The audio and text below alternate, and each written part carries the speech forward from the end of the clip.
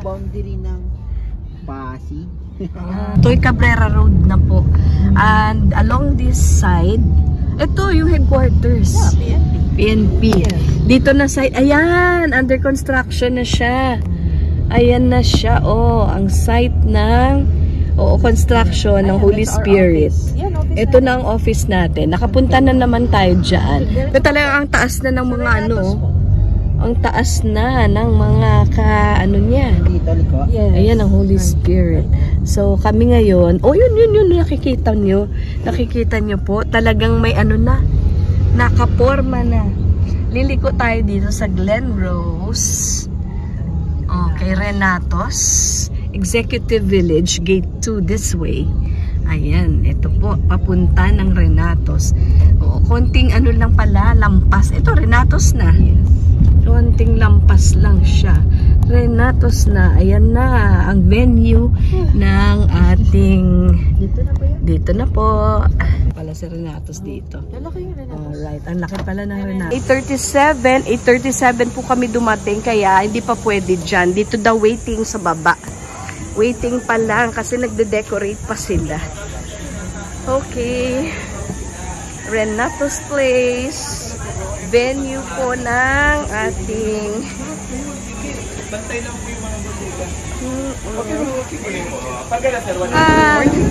look at the construction. Talagang matatapos na yan. So by December, talagang buong-buo na siya.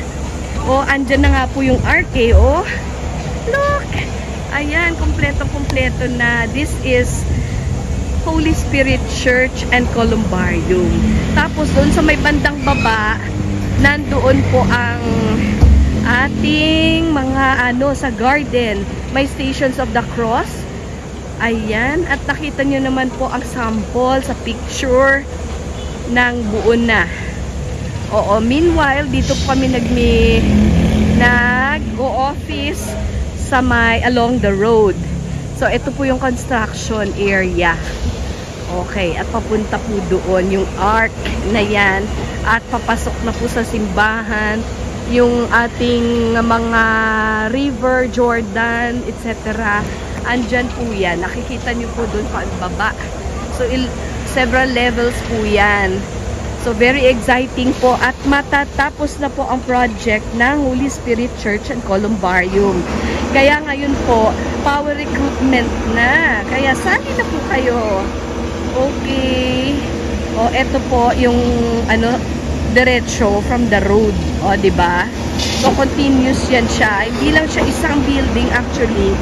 It's a group of buildings. So, compound siya.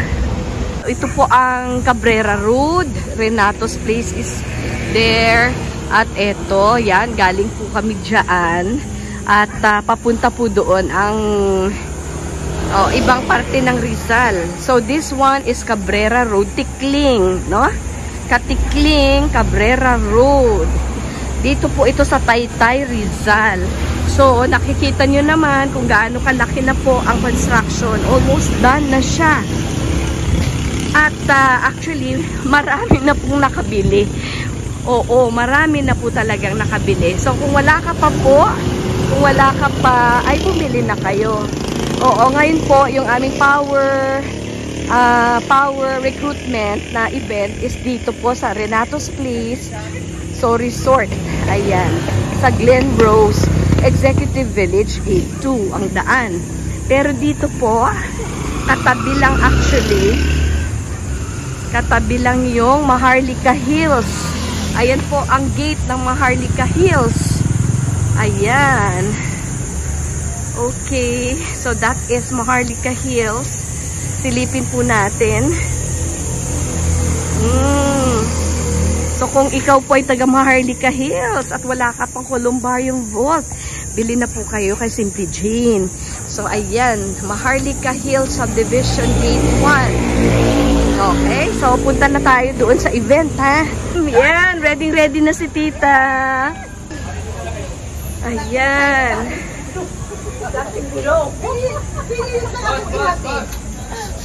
Exciting. Ang ganda ng Renatos Place. Dati po kasi hindi ko ito nakuhanan during our lunch. Kasi nag-lunch na kami noong last year, nag-launch na kami. So, 1 year na actually ito from launching. Okay, meron ditong pool area. Ayan po ang pool area. Napakaganda. And of course, meron silang mga hotel rooms and accommodation. Andyan po, oh. Ayan. Tanong natin kung magkano. Baka yung iba sa inyo, interesado kayo dito sa venue, no? Oo, venue din lang po namin ng event namin ito. Comfort rooms over there. Maraming mga rooms yan. May cafe and etc. So kami mamaya, yung event namin talaga dun sa loob.